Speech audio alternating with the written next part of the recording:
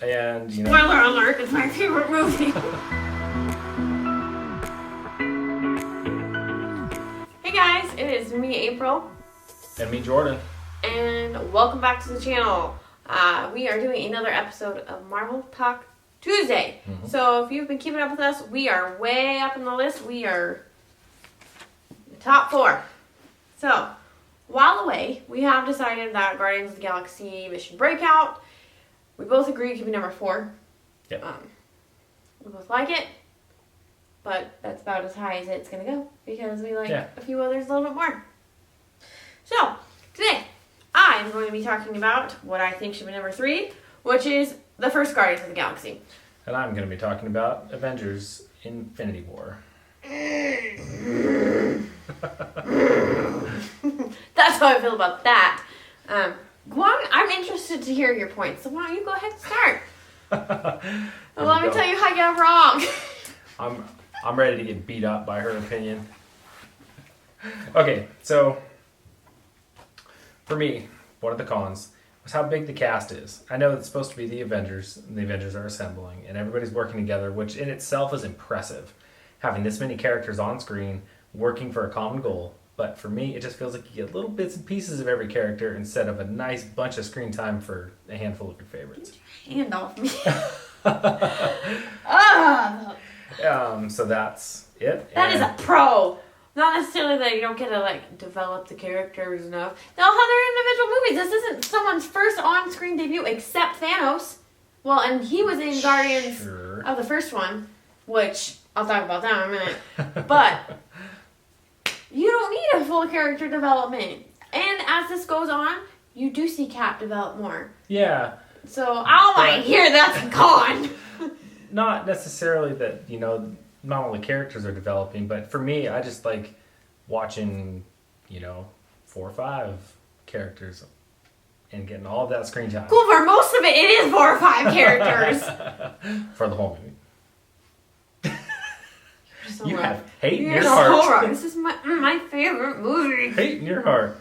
Okay, and Spoiler alert, it's my favorite movie.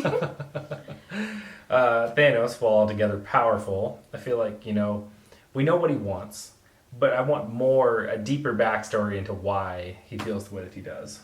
Because he saw his planet starve. Yeah, but it doesn't go that deep into it. Yes, it does. It goes deep enough. More deep than any other villain's background story in the Marvel Universe. I want more. What more? Well, what more could you want out of a villain?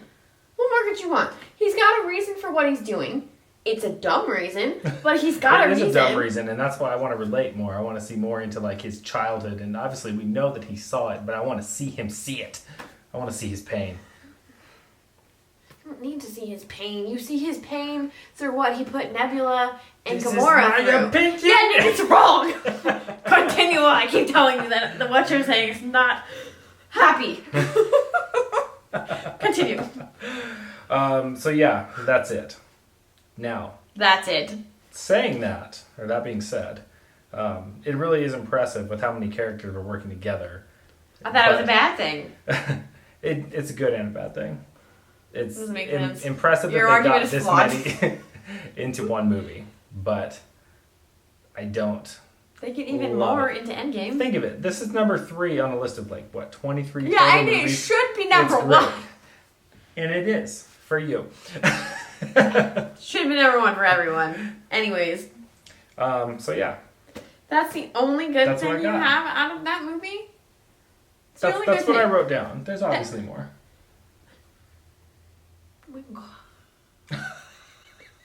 So for me, obviously, I love this movie. I love the development. I don't know how you missed that.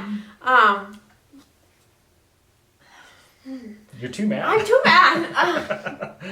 I also enjoy that this movie has I feel like one of the most epic battle scenes. And for me, this movie keeps you guessing the entire way because Thanos is always one step ahead. And when you finally think that they're catching up to him on wherever the keeper is, the collector, Mm-hmm. when you think, okay, Gamora's got him, and then all of a sudden you hear Thanos' voice talking to her, and the world starts dissolving. Yeah, that is pretty wild. That's pretty awesome. Mm-hmm. Thanos is like the only villain that like can do that, and they don't win. They don't win. I think I don't like that. I want them to win. They win in the next one. But I like it. It's not your typical, oh, save the day, we're all gonna win. No. Maybe I'm a little more typical. Half of the universe disintegrates. 50% of the population is gone. We don't know what happens to them. They're just gone. And I'm sorry if the fact that when Spider-Man hugs Tony and says, I want to go, if you don't cry, you're heartless. I shed no tears. Heartless! I scratched my ear. But even though I shed no tears, you also didn't cry when it did Iron Man died. pull my heart. So that Iron Man's not bae to me, so. But he's your favorite. Yeah, but still. I'm yelling. I'm literally yelling. You are yelling. You're heated. This is just such. Heated. To me, it's one of the best. Like this. Yes. To me, it's one of the best movies I've ever seen. It's great. It's great. That's how I feel about the one that you're about to. Okay, so I'm sure he's going to get just as upset. Because I'm talking about, we're going to transition here. Obviously, I'm right. I can't say that. But I feel very strongly about my opinions about Infinity War, how great that movie is, and I could talk about all these little things in it for days. But I will spare you that. I made my big points. I love the way Thanos is ahead. They don't win. The epic battle scene is just like the best thing. Mm-hmm. I honestly prefer the Infinity War battle scene more than Endgame. But Okay. anyways, especially when Thor takes his, because Thor's got the special weapon. I should be looking at the camera much easier. Because Thor got that special weapon. That's an awesome scene too, where he builds that. He goes and puts it through Thanos to kill him, and he goes, "You should have aimed for the head." Imagine how interesting it would have been if that was just the ending and you didn't know what happened. It's like you should have aimed for the head and then just fade to black. But that would have been you can't wild. do that. That would have been wild. You can't do that. You gotta have the, because would've that's made part so of many it. people Because so if he wins, 50% of the population is. Right. And obviously that means some of our favorites, some of our superheroes. Which ones? Yeah. It leaves that question. Right. So. But imagine not having that question unanswered until Endgame. It would not make sense. Anyways. I think it would have been neat. I'm going to be talking about Guardians of the Galaxy, which overall is a really good movie. It's great. But for me, that's about where it goes. It's funny. It keeps you laughing the entire time. And you can't talk about Guardians of the Galaxy without talking about that soundtrack. Right. A lot of people have said it, like, it introduced, like, the 80s music to a whole new generation. For a lot of people. Helped me out for a lot of it, because I'm not that musically cultured, but... Yeah. I feel like there's a lot of great characters in this movie. I love Groot. I love Rocket. Rocket is hilarious. He's hilarious. I grow to like Yondu as the movie continues. Yondu's awesome. Drax is I hilarious. didn't like Drax the first time I watched it. But this is another movie that I feel like you can pluck without knowing much about the universe and watch it and enjoy it. And that's where I started. This was the first movie that I ever watched for the MCU. Was Guardians 1. Maybe that's why I'm more attached to it than some of the others. Is it like really opened my eyes to all of it. Yeah, see, I watched some when they first came out. Mm-hmm. Just a couple, Captain America and Iron Man. Mm-hmm. But that was, I think I watched Thor too, and the first Avengers. Yeah. But I think it ended with Thor, because we know how I feel about the first Thor. But really, for me, it's just a funny movie. It's just a funny movie. There's like not a whole lot more to it for me. And that's one of my cons. Another one is it gives you a sneak peek at Thanos, but it doesn't explain what he's really doing besides what is his name? Ronan answers to him. Mm-hmm. That's about it. Right. And for being such this massive villain in the Marvel Universe, that's all we get. Mm-hmm. That was a little hint. Yeah, no, why? Another thing that I didn't care for was the introduction of the stones. Again, for being such a major thing in the universe, they're just like, I have it. Yeah. I have this. That's it. They don't say what it is, know. why Thanos. Yeah, but we know. You know we what I mean? know, but they don't. But Gamora did. True. Gamora did. Gamora did. So, It's a pretty weak introduction for me. And the last one is minor, but it really bothers me. Because I love Groot. He's one of my favorite characters, especially Baby Groot, because he's just so freaking cute.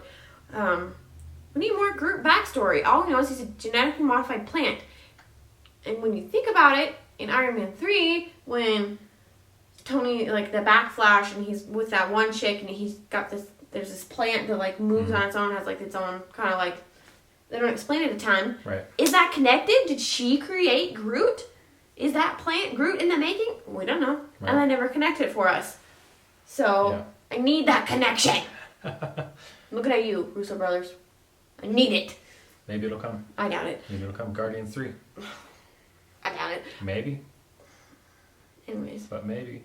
I don't know. For me, and, you know, I've talked before about how I think Iron Man is the most relatable character because of his flaws and, you know, he's so much more human than a lot of the others. These characters, while most of them not human, are an absolute train wreck in a lot of points of this movie, and it's great. It's so relatable. I mean, are you a freaking raccoon that's angry? I mean, you are an angry and loves weapons was my next statement. maybe. Do I eat trash? Absolutely. And this movie is really, really funny. It is, and, you know, I do like that it's a gang of misfits. Yeah. Which it's is what... It's unconventional, yes, I think. which is what, when they wrote the comics, movie. is what it was supposed to be. This gang of misfits gets together. It's supposed to be relatable in that sense. But overall, I feel like Infinity War has more of a overall compelling story and more development into what it is. Yeah. No, and I think that's been... Overall, a better movie. That's been hard for me in making some of these decisions as we get this high because, you know, really, if you look at the storyline and its importance, Guardians is nowhere near. You know? And it's just more... Oh my god. The entire time in Guardians. Yeah. Guardians, you have like a second of that at the end when Quill is holding the stone. Yeah. You're like, oh my god, is he going to be able to hold that? Is he going to explode? What's going to happen? After the dance-off. Dance-off, bro. What are you doing? I will say I do like Peter and Gamora's kind of development of their relationship. So, that's a plus for that one. Mm-hmm. So, but it's not like the relationship between Peter and Tony, just saying, and obviously.